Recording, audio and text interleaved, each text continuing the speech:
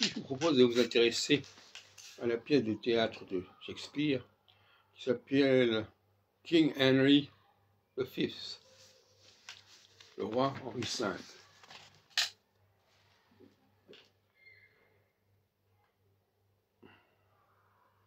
Pourquoi cette pièce est intéressante?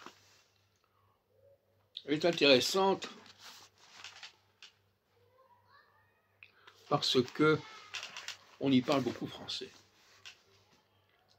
C'est normal parce que c'est au lendemain, parce que c'est à l'époque de Azincourt, de la défaite mémorable d'Azincourt en 1415.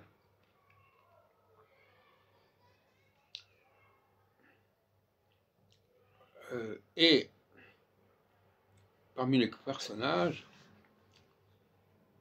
il y a Charles VI qui est indiqué.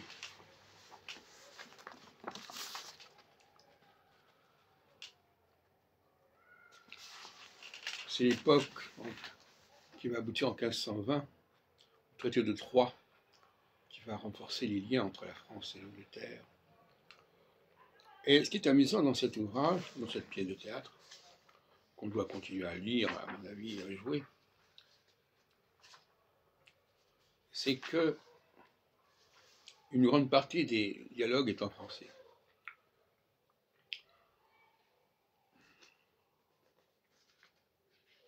Et ça, je ne crois pas que ce soit très bien connu. Donc nous y reviendrons, mais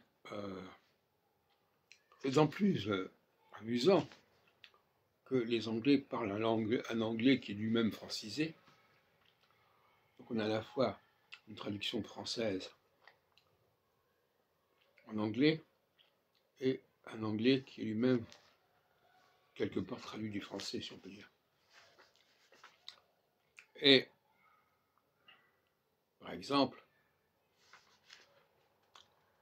mais ça vaudrait vraiment la peine de le lire, ceux qui ont l'occasion de le faire.